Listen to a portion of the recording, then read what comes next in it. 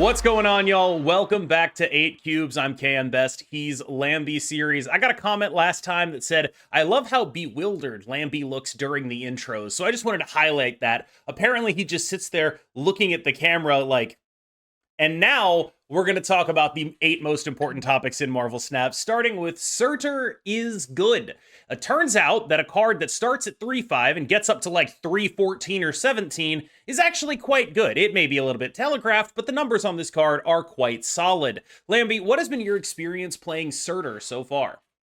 Yeah, my experience playing Serter is quite simple. I'm just gonna call this card the bridge. It's quite literally the bridge for the 4-10s deck because the 4-10s deck, well, not for well, technically it's the 4 cost. Yeah, the 10s deck anyway. Yeah, basically this deck always had stuff to do in the early game. Not much to do on like turn 3, and then on turn 4 it's just 4-10, 4-10, and then Scar, right? But then now Searcher is just like the best bridge. At 3 costs for this deck that like bridges the entire deck together, because playing a 3-5 that can scale up to, like you said, 3-14. I rarely get it to 3-17, but like 3-14, yes, is very common actually. And like it's the funny thing about it is like the beauty of this card is it stays at 3-8 very often, and then when you need to, it can be 3-11, which means it kind of just dodges Shang. Also, one more thing about the whole Shadow King, like yes, making Surtur back to a 3-5. I mean, that just answers itself, right? Like you're playing a 2-3 into a 3-5. Like at worst case, the Surtur is bigger than the King. So like I feel like this deck in general is just very simple points, but simple is not bad, you know? Yeah. It's like simple good points,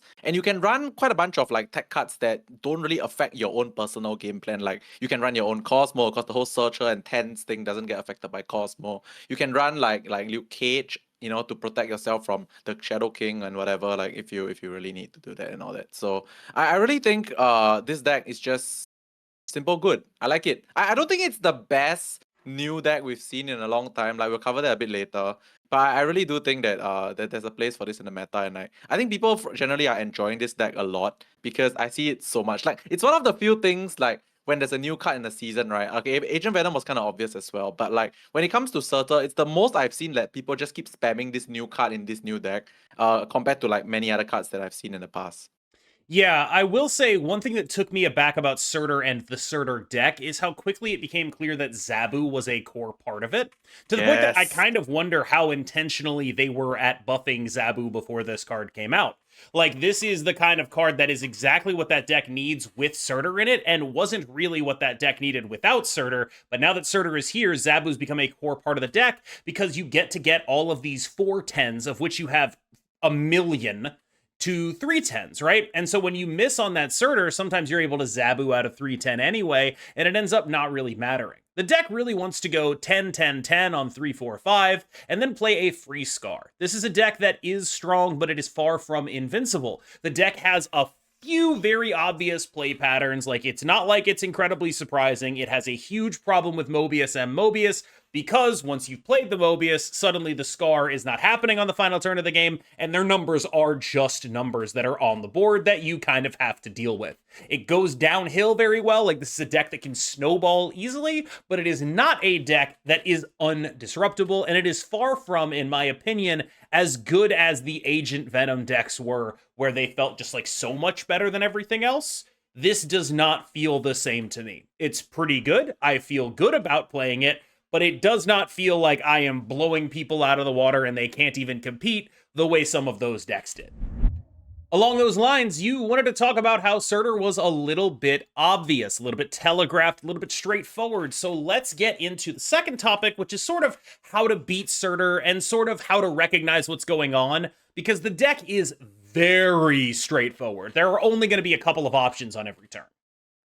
Yeah, so I think more about beating Surtur in this topic than the fact that it's obvious, because I think we covered a bit of that in the first topic as well, Mhm. which is the deck just has a very face-up game plan, right? You just want to play Surtur and you want to play big guy, big guy, big guy, and then you want to play a 0-11 Scar. You know, that's basically the game plan that wins the game. But when it comes to something like that, I also think that one major problem it has is that it's very base up, yes, and also it's very like limited. Like its points, it's fixed. You know, like Surtur, yes, it grows, but it also grows to like a fixed amount, which means that your opponent can always count. Like I know counting is something that card game players don't like to do. Counting is a nightmare for me as well. But this Yeah. is like one of the easiest decks ever to count. Like on turn 4, what are they gonna play? It's +10. Then on turn 6, it's gonna be like +11 and then something else. You know, like you can really count this like in comparison to something like AV or like AV bounce or just bounce in general. It's so difficult to count the maximum potential of a bounce deck on turn 6, right? So like I feel this deck, whether you are actually primed on turn 6 to beat their output or not, you kind of know for sure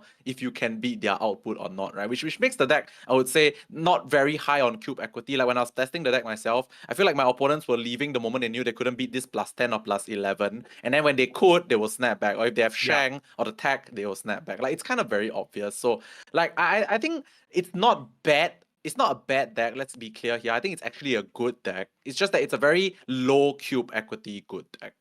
It's very solid, but you have to play pretty aggressively and snap pretty aggressively on your good hands. And the risk of snapping aggressively is you run into someone who is actually trying to hard counter you. Because this deck has such a cap on its points. For example, you can just kind of lose to like any deck that has a higher cap on their points.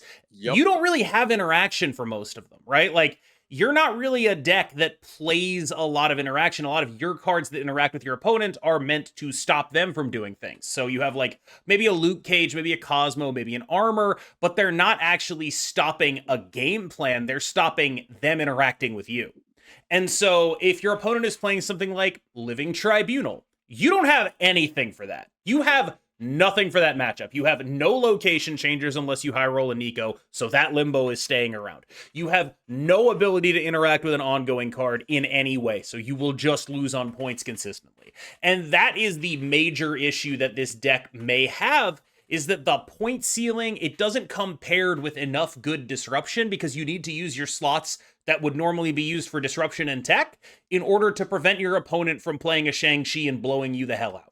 And so that is the other way you can go with it, is you get rid of those things and you play stuff for the mirror, which makes you even more vulnerable to this crap, right? Like I was playing Luke Cage US Agent, right?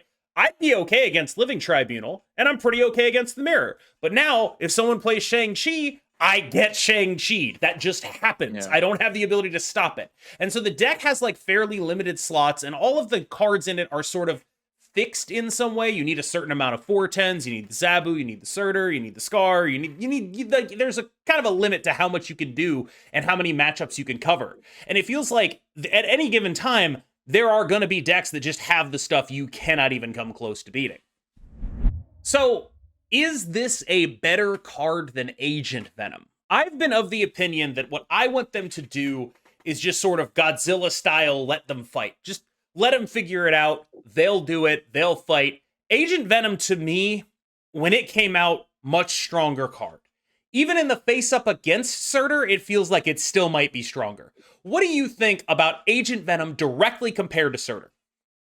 Yeah, so I was actually the one that really wanted this topic on here also, because when I compare both cards like directly and like the decks that they do well in the decks that they make work, right? I really think that Agent Venom is way more of a high potential and high power card than Surtur ever will be. Simply because the Surtur card kind of okay. So what Surtur is it enables a deck, enables you to play a 3/14 in that deck. What Agent Venom does, right, for like Agent Venom like mid-range deck, is it literally turns your Iron Man into a 5/4, it turns Mystic into a 3/4, it turns Nico into like what sometimes it's a 1/8 if you play Nico. It turns like Sable and all that kind of. Basically, it makes your one cost cards like double, triple power. It makes your Iron Man quadruple power. Like the amount of power that Agent Venom just gives you from playing this 2/4 in your deck on curve is way more than like what Surtur can ever do. So like we did mention in one of the previous videos that like yeah sure, let's just let them fight. And to me Agent Venom won on day 2. Like the moment people realized that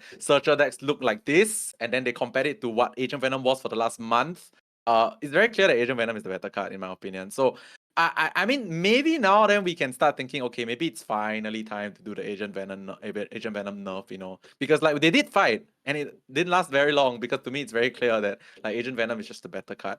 It feels like if you're playing like Agent Venom, Mobius, and Shadow King, you're going to have more points than them, and they're not going to be able to scar in order to make up for it. And that is an interesting dynamic because this is a good deck, but the weaknesses it has are so stark and so pronounced that even though I think it's a good deck, it does feel like I'm just terrified if my opponent curves AV into Mobius, because I'm just sitting there looking at them like, okay, I'm probably going to lose now if they have any reasonable number of points. And I realize that's a lot to ask, but the issue is that it sort of puts the snap in your opponent's hands.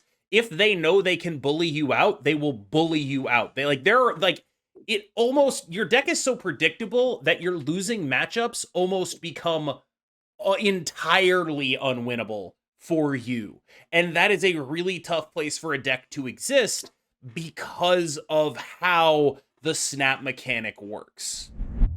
Let's talk a little bit about Frigga, who's found a couple homes in various anti-Venom stuff and in Move Bounce. I think most people are playing her in Move Bounce. That's what I've seen the best part of her. And right now, there's actually like a pretty good ethos for playing Move Bounce, which is basically it can go way taller than the Scar deck, right? And so you end up just having a very favorable matchup there because if you get anything close to a good draw, you're making like multiple giant Human Torches. They're getting run over. They can't really deal with that. And that gives you an opportunity to like bully snap them, do whatever you want as soon as you recognize that's what the matchup is, turn their snaps on them. You can beat their best draws. When you can beat a deck's best draws, that is a very valuable thing to do because that sort of reversing of the snap mechanic is a high EV play. As far as Frigga, though, I'm not actually sure she's the best card for those archetypes. I think she can be good, but her being a 3/3, that's pretty tough, honestly.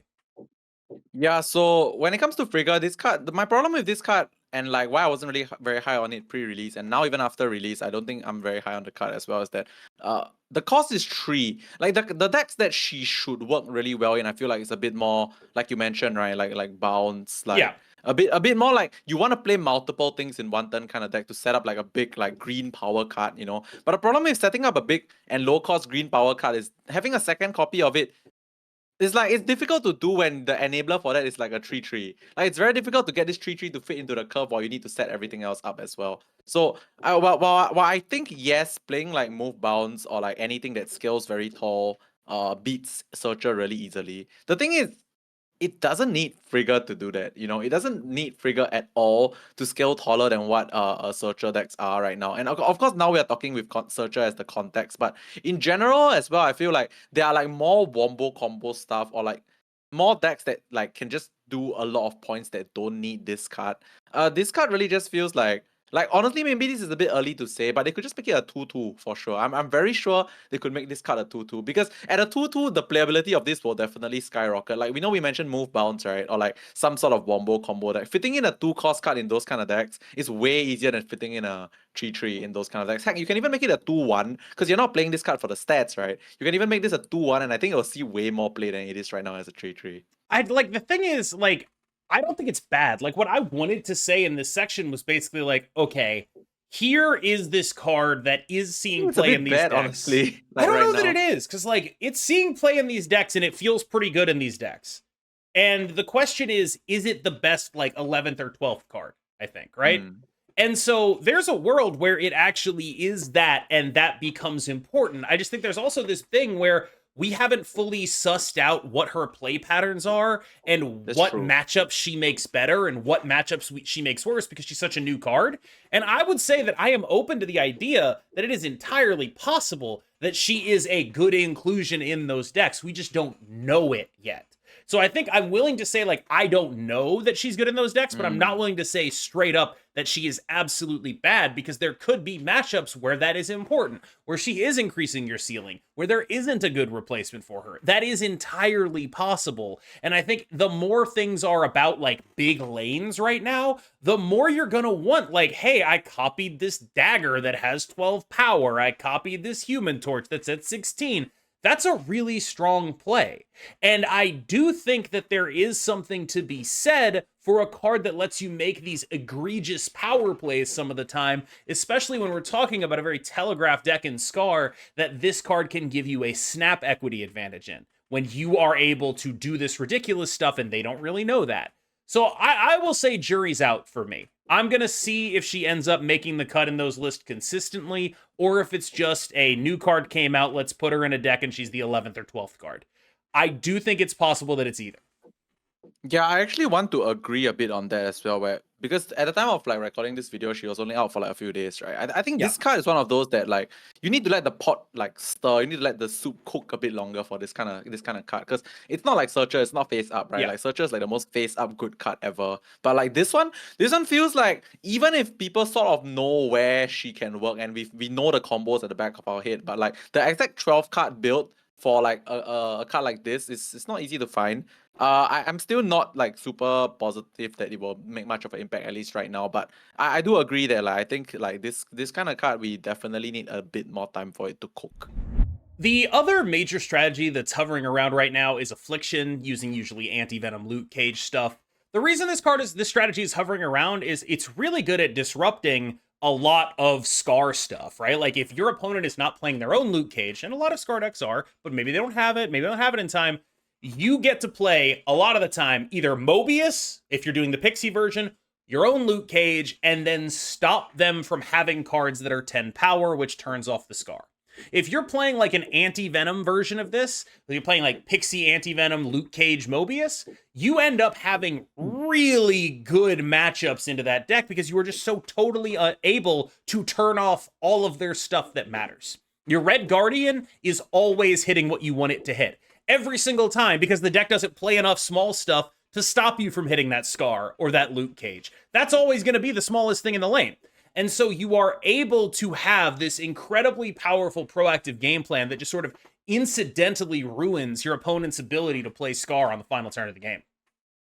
Yeah, this deck's very interesting for me. I'm personally not a big fan of this style of play whereby the affliction strategies rely a lot on like your opponent having to play like the right kind of cards to be afflicted with, right? For example. But that being said, now is like one of the best times because like as long as you manage to, because the thing about this deck, right, is it's not like it has a lot of points, but a lot of what it has is like it makes your opponent's potential reduce by a lot. Like you know, like just hitting afflicting like an Iron Man is like a lot of point loss, right? Like one of the biggest things in the meta right now is AV Iron Man, like 5/4 Iron Man. Just afflicting that with anything is like reducing your opponent's like point potential by a lot. So this deck kind of can function right now simply because even if it doesn't have the most points ever, the cards that it plays kind of reduces the potential point output of your opponent's deck by so much, you know. So I can see how this deck can be relevant right now. Then another thing is like from what I noticed from like watching this deck like do its thing, Anti-Venom is actually really good in this deck. It's It's actually card. really, really good in this deck. Because firstly, okay, you play a 4/7, okay, decent stats card. But like this deck kind of sometimes struggles to play all their stuff, and you kind of don't really care what you reduce with anti-venom with this deck. Even if you reduce something weird and small like a hazmat or like the US agent, right? It just helps you play everything, you know. And sometimes this deck, from what I know, this struggles to be able to play everything it needs to play. Like obviously the high rolls, you hit the Ajax and then bam, insane, right? But you don't even have to, right? You could like just hit like the small stuff and then you pair it with the Ajax on like the final turn or whatever. It just works. So anti-venom, weirdly enough, kind of super insane in this deck. It's really good. It's a really good card. I've been sort of on the anti-venom train for a little bit now, so I'm not gonna like take too much of a victory lap, but I do think it has proved itself to be a very solid card. So how do you keep up when there's a deck like Surtur in the meta? What is your advice when a lot of people are playing this sort of face-up deck? How would you approach this metagame without, and this is the hard part of the question, any of the decks that we just talked about?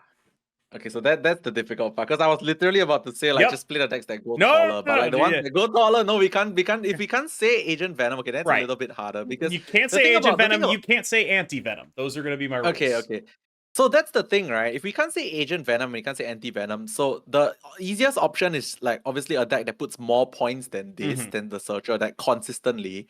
And to do that, it really has to be some wombo combo deck at this point. Because in terms of like fair points, right? Like just like setting up, gaining stats, I think it has to really be like some wombo combo-ish. The heck, it has to be like some Tribunal or some Hela thing, man, I swear. Yeah. Because the thing is like Agent Venom is the bare, okay, not bare minimum. It's like the gold standard for like beating points, right? Because it's the most points, right? For playing like a fair mid-range deck. Anything outside of this realm, it's either you're playing Surtur, which gets beaten by Agent Venom, and then if you're not playing these two decks, what is it that beats these points, you know?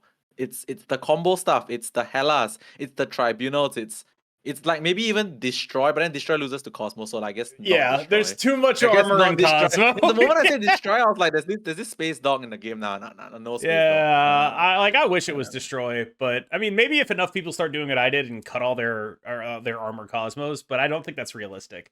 Like Nah, no one's gonna metagaming do against it. the mirror like that does not seem worth it. For what it's worth, metagaming against the mirror, I did try just for the fun of it to play my own ShangChi in the in the Searcher deck. We'll talk about Shang a bit in the next topic, but I played ShangChi in the Searcher deck and it was the most 8 cube card ever. But that has nothing to do with the short Searcher deck. That's more like no one plays ShangChi in the Searcher deck. But anyway, yeah, let's just move on.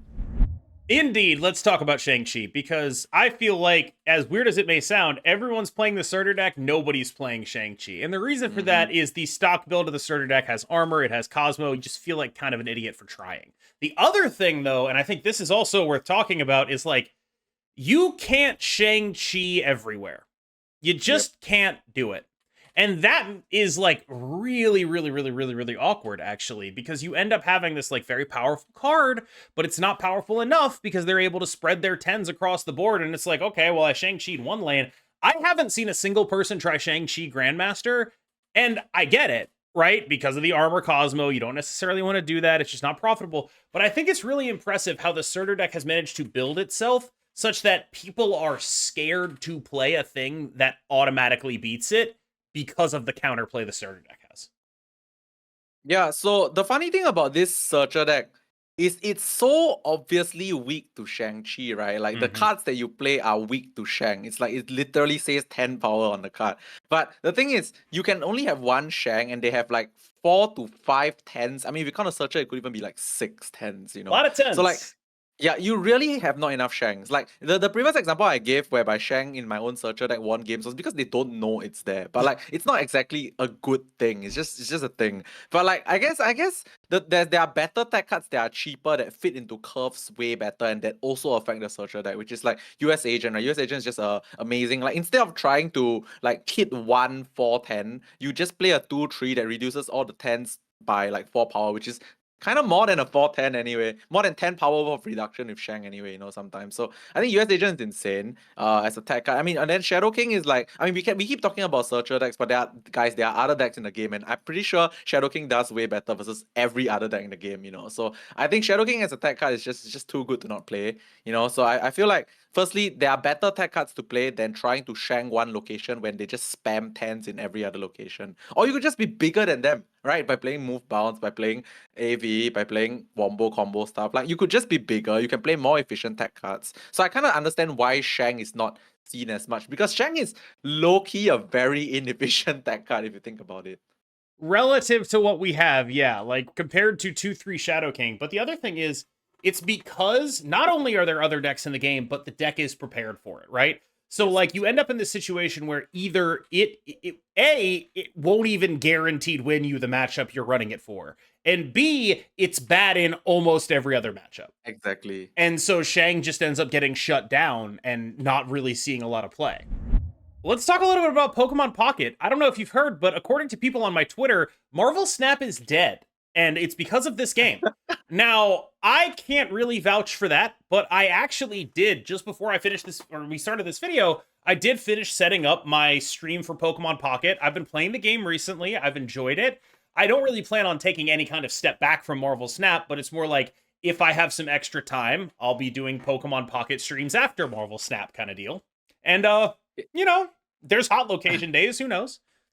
KM, you're gonna get hit by the KM. Are you hitting Marvel Snap thing like 100 times the moment you stream your first Pokemon Pocket game? It's gonna be I so did it depressing. for my other game as well already, and like I got hit by hundreds of that in like one stream. Okay, so anyway, so the thing is, I also actually have been looking a bit into Pokemon Pocket just because I feel like this game is really interesting because like it's so normie friendly. Like I've had like, okay, Marvel Snap was one of them, and Pokemon Pocket is the other one, which is like I've had the most number of friends that have nothing to do with card games in their life trying out these two games, Marvel Snap and Pokemon Pocket. I guess the whole concept of like a more casual gameplay style, but a more like focus on card collection kind of really appeals to the mass market, right? Like I feel like card collecting and like the ability to just rip packs, like you actually ripping packs in a Pokemon Pocket game, right? Actually has a lot of an appeal. Like a lot of my Yeah. friends, they literally just like wait to get their packs to rip. Like they just love the ripping of packs, whether they actually like delve into the meta game or not, you know. So I think Yeah. there is some beauty towards this like style of card games for like the future as well. So yeah, I mean I don't know too much personally about Pokemon Pocket because I haven't invested like a lot of time into the game at all. But like from what I know, I think the game is doing something definitely in the right direction. And no, Marvel Snap is not gonna die. Contrary to the random people on Twitter that we sometimes listen. Now we don't listen to them. We just notice the opinions of the people on Twitter. But like, nah, Marvel Snap is not dead, guys. Trust me. But like, I think we wanted to put this topic here as well, just to banter a little bit about Yeah. Pokemon Pocket. I mean, and- I have never known random people on Twitter to be wrong, personally. They've been right about I guess everything random else. people on Twitter are usually correct. Right. Nah, they're not. 100% of the time. And with that bombshell, it's time to end. Thank you so much for making it through that video. I hope you enjoyed it. I have been KMBest. He has been Lambie Series. Please remember to like and subscribe on this channel. And he is going to take us out. Also, I'm pretty sure in the comments you guys will be saying, this is my favorite Pokemon Pocket podcast, but it is not a Pokemon Pocket podcast. So thank you so much for being here. Like, comment, subscribe, and we'll see you guys in the next one. Bye-bye.